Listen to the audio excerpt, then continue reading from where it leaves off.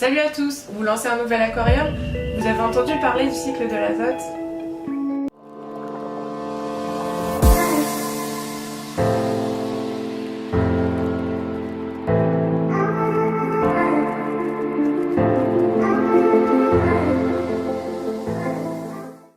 Il faut savoir que le cycle de l'azote, c'est la base en aquariophilie.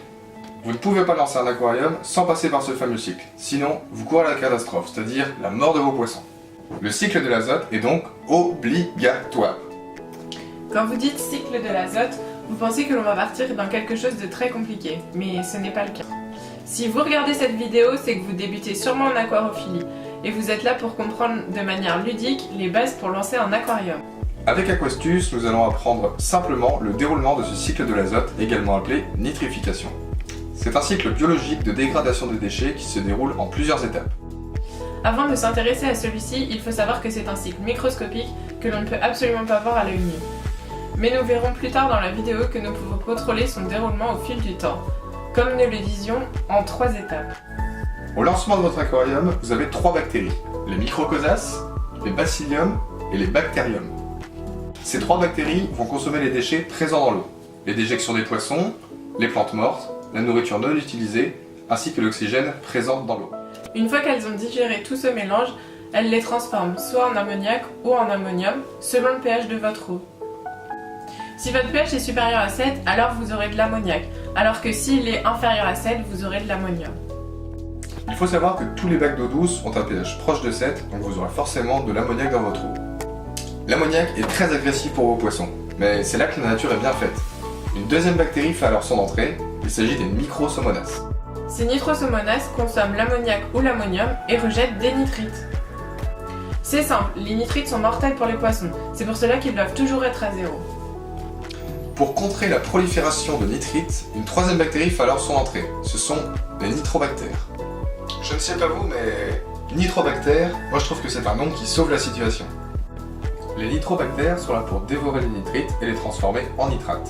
Une fois que vous avez les nitrates, c'est tout gagné. Les nitrates sont beaucoup moins agressifs pour vos poissons. Mais il faut toujours faire attention à ne pas dépasser 25 mg par litre d'eau.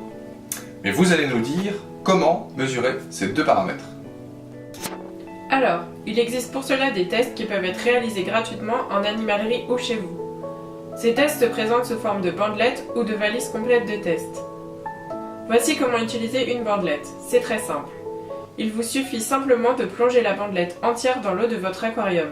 2 secondes suffisent. Retirez la bandelette de l'eau et la secouez pour enlever l'excédent d'eau. Au bout de 60 secondes, vous pouvez comparer les couleurs obtenues à celles de référence. Vous pouvez également utiliser des applications smartphone disponibles gratuitement avec ce type de produit pour confirmer et sauvegarder vos résultats de test. Vous savez maintenant comment réaliser vos propres tests d'eau. Revenons un peu à nos nitrates. On vient d'apprendre qu'il ne faut pas dépasser 25 mg par litre d'eau. Pour maintenir un taux de nitrate convenable, il vous suffit d'effectuer des changements d'eau de 10 à 20% toutes les 3 à 4 semaines. Les changements d'eau sont obligatoires, même si les plantes absorbent les nitrates pour leur croissance. Même si vous possédez un aquarium très planté, il n'aura jamais la capacité végétale pour absorber tous les nitrates. Sauf pour les bacs en low tech, mais nous verrons ça lors d'une prochaine vidéo. Pour revenir au cycle de l'azote, il est donc primordial d'attendre que le pic de nitrite soit atteint et que les nitrobactères commencent leur travail de fabrication des nitrates. Une fois que tous les nitrites ont disparu et que les nitrates se sont stabilisés, vous pouvez penser à introduire vos premiers poissons. Attention à ne pas mettre tous vos poissons d'un seul coup, ce qui va engendrer un pic de pollution, donc de nitrite, c'est-à-dire faire courir un risque à vos poissons. Voici comment lancer le cycle de votre aquarium. Vous devez installer votre aquarium comme s'il y avait des poissons dedans, c'est-à-dire le sol, les plantes, les pierres et les racines. Vous pouvez ensuite remplir votre aquarium, brancher filtre, éclairage et chauffage si besoin. Pour stimuler les bactéries, il est conseillé de mettre une pincée de nourriture dans l'aquarium. Cette nourriture va se dégrader et va donc lancer le cycle.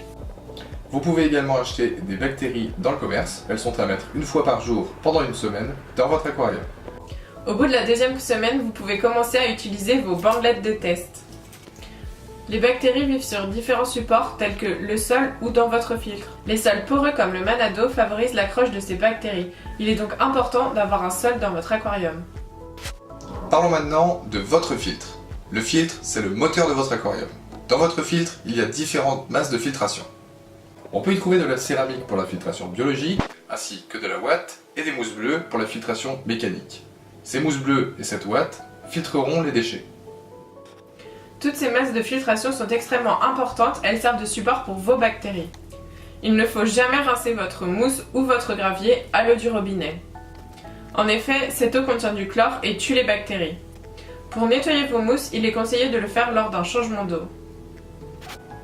Vous devez siphonner 10 à 20% de votre eau. Cette eau vous servira à nettoyer rapidement vos mousses.